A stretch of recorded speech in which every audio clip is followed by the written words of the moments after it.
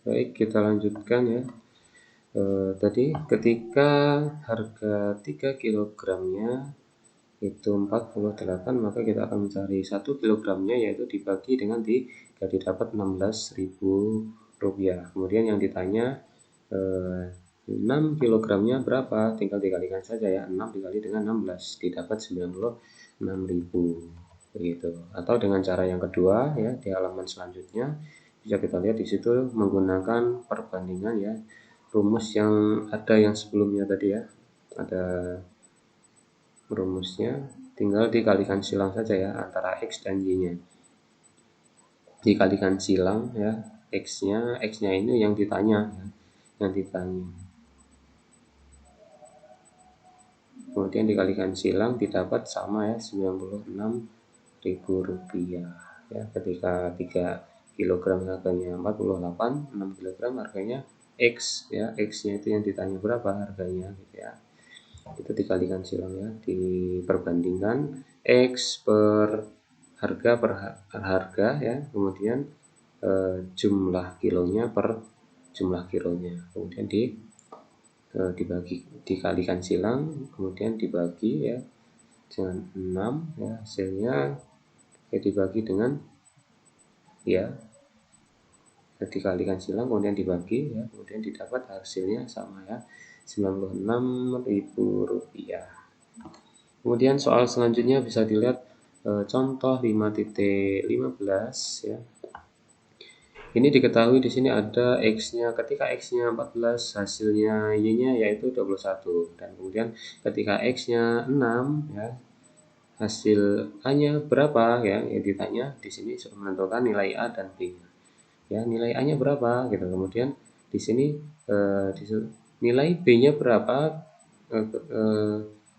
sehingga Y-nya itu sama dengan 18 ya. Kita disuruh menentukan berapa nilai A dan B. Kita akan mengacu pada nilai yang sudah diketahui, yaitu nilai X1 dan Y1 di sini sudah diketahui yaitu 14, kemudian Y1-nya yaitu 21. Tinggal diperbandingkan saja ya. Dibandingkan saja. Bandingannya gimana? Kita menggunakan cirinya tadi ya.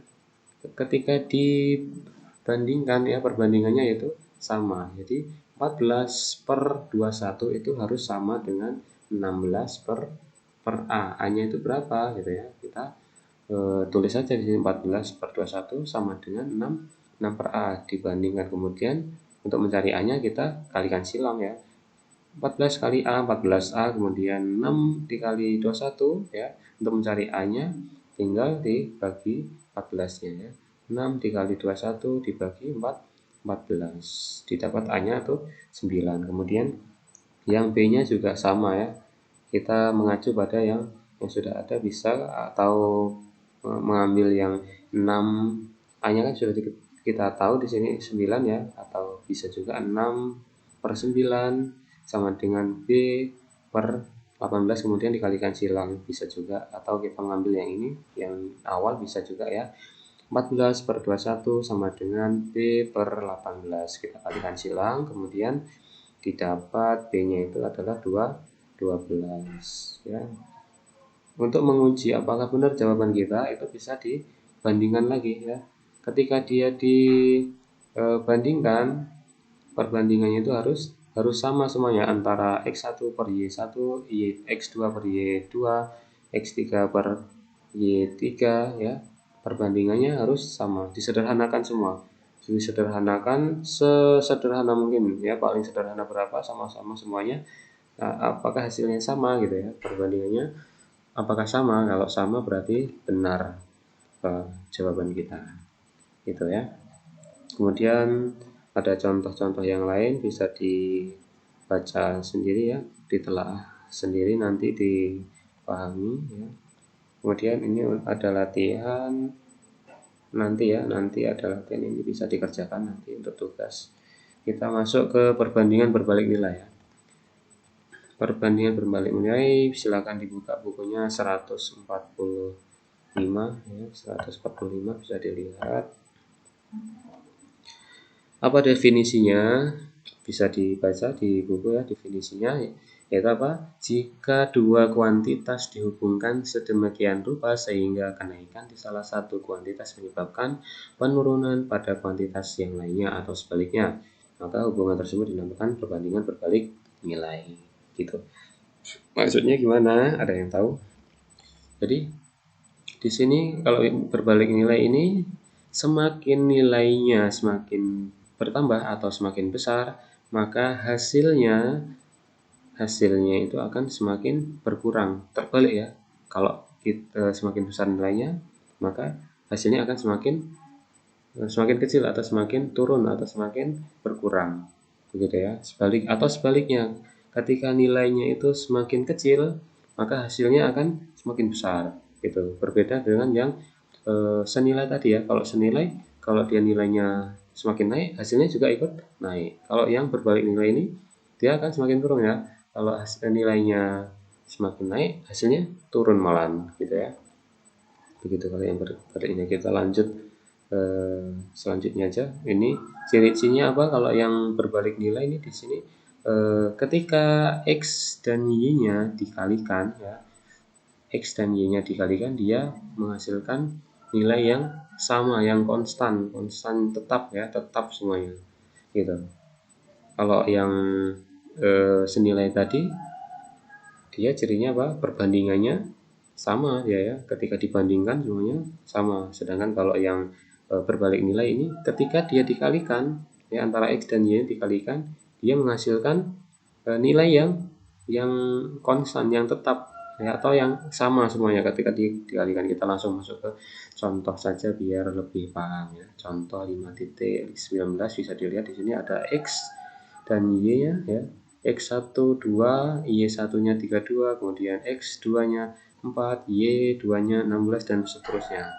Kita disuruh menentukan apakah yang A dan B ini termasuk perbandingan yang berbalik nih nilai.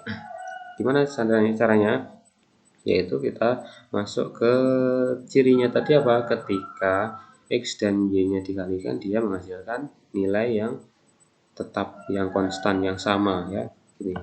Jadi X dan Y dikalikan hasilnya berapa? Semuanya harus sama.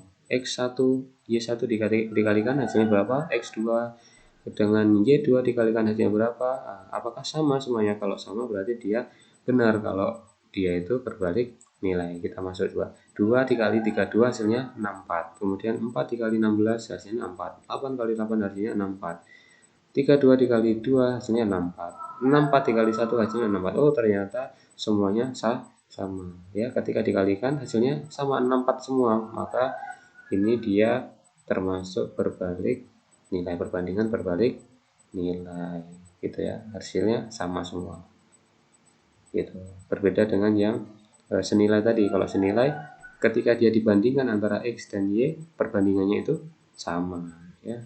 Kalau ini, kalau yang berbalik nilai, dia ketika dikalikan antara X dan Y-nya hasilnya sama ya. Gitu. Sedangkan yang B, apakah dia berbalik nilai? Kita langsung saja masuk ke cirinya, yaitu dikalikan saja antara X dan Y. 3 dikali 24 hasilnya 72. Kemudian 8 dikali 9 hasilnya 72. Kemudian 16 dikali 4 hasilnya 64. Oh, ternyata di sini ada yang berbeda. Kemudian 36 dikali 2 hasilnya 72. Di sini ada salah satu yang dia tidak memenuhi syaratnya, yaitu ada yang tidak konstan atau ada yang tidak sama nilainya ketika dia dikalikan. Maka walaupun dia cuma satu yang berbeda, maka dia dianggap tidak termasuk perbandingan berbalik nilai. Makanya harus dicek atau diteliti satu-satu ya. Ketika dikalikan apakah sama semua. Ketika sama, maka dia termasuk berbalik nilai. Kalau tidak sama, maka kalau ada yang satu saja yang enggak sama ya, itu dia tidak termasuk berbalik nilai, begitu ya. Sama nih. Lanjut di contoh 5.20 ya, kita masuk di situ. Di sini sudah dikatakan bahwasanya eee,